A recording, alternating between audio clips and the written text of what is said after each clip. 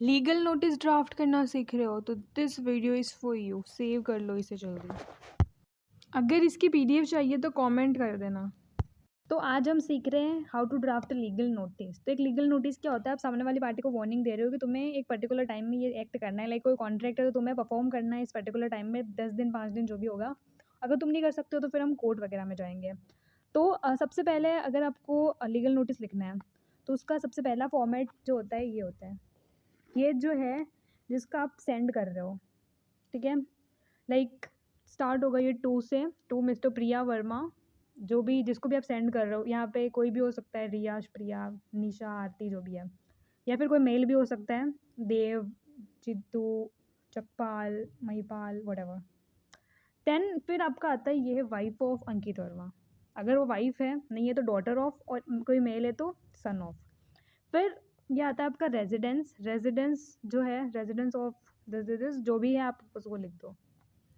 फिर जो है आपको बीच में सेंटर में लिखना है, बहुत ही हाईलाइट करते हुए, लीगल नोटिस। आपने ये लिखा। फिर ये जो है मैडम और सर, ये आपको लिखना है। अगर किसी मेल को भेज रहे हो तो सर लिख सकते हो, अगर कोई वुमेन है तो मैडम। तो हम यहाँ पे एक वुमेन को भेज रहे हैं तो हमने मैम लिख दिया।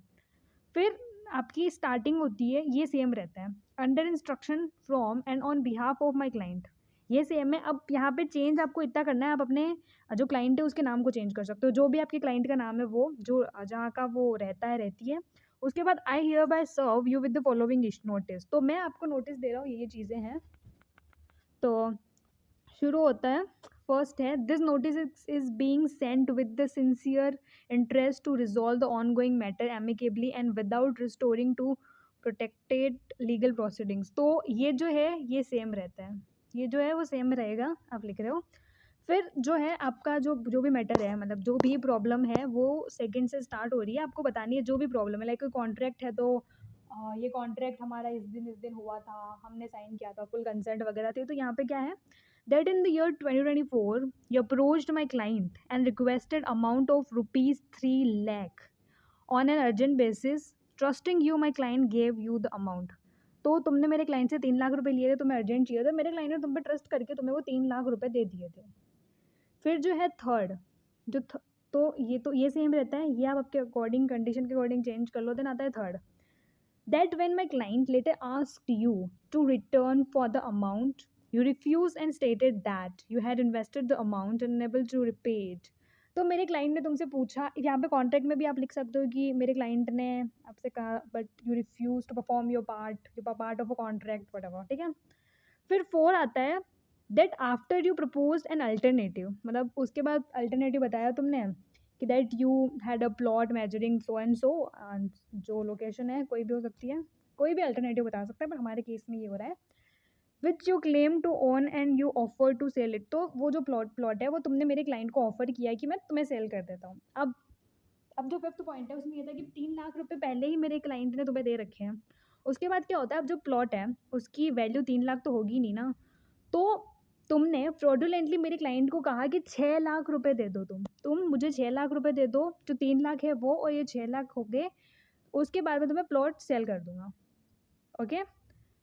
फिर 6 ये कहता है, that believing your misrepresentation my client paid you sum of 9 lakh rupees in a good faith. तो 3 लाख जो मेरे क्लाइंट ने तुम्हें दिए थे, 6 लाख जो इस प्लॉट के हो रहे हैं, और 9 लाख में तुमने मेरे क्लाइंट ने तुम्हें दिए, जो कि एक गुड फेथ में एक्ट करते हुए कि चलो कोई बात नहीं, प्लॉट है।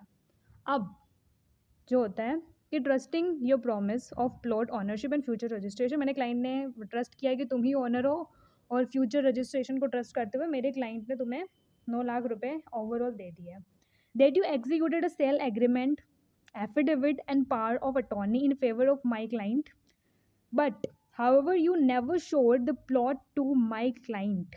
तो तुमने मेरे क्लाइंट को कभी दिखाया ही नहीं है, और repeated demands, you fail to complete the sale और रिटर्न द मनी। ना तो तुमने जो सेल है उसको कंप्लीट किया है, ना ही तुमने पैसे रिटर्न किए हैं। तुम दोनों ही चीज़ें नहीं कर रहे हो।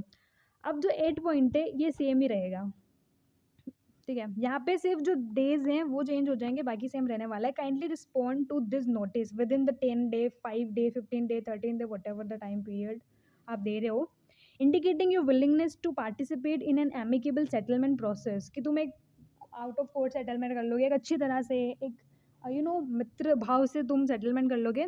Should we not receive a response, like पहला तो हमने कह दिया कि भाई तुम्हें इस पर्टिकुलर टाइम में तुम्हें रिस्पॉन्स करना है, लाइक तुम्हें 15 दिन में रिस्पॉन्स करना है, 5 दिन में, जो भी आपका। बट अगर उसने रिस्पॉन्स नहीं किया तो हम ये कंडीशन बता रहे हैं, should we not receive a response within the time frame, we will have no choice but to explore other legal remedies available. तो हमारे पास कोई ऑप्शन नहीं है, हम अदर लीगल रेमेडीज जो है हम उनको अप्रोच करेंगे, जो भी लीगल रेमेडीज है वो।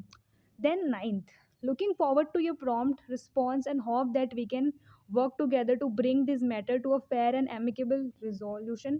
तो हम हमारी उम्मीद है कि तुम इसको करोगे, हम साथ में इस मैटर को जितना जल्दी हो सके आउट ऑफ कोर्ट ही ख़त्म कर देते हैं। फिर नीचे है ये, a copy of this notice is kept in my office for record and future necessary action. और यहाँ पे जो है एडवोकेट साहब के साइन आ जाएंगे, मैं नहीं हूँ वरना मैं कर देती बाकी। तो this is a format of your legal notice. तो ऐसे ही लिखा जाता है, जो भी आपका मैटर है, मतलब जो भी है वो बता दो, फिर आप उसको सामने वाले को दे दो, भाई ऐसा ऐसा है, इस पर्टिकुलर टाइम तक अगर तुमने वो एक्ट कर दिया तो ठीक है, वरना हम कोई अदर लीगल रेमेडी देखेंगे। So thank you so much for watching and follow for subscribe for more information.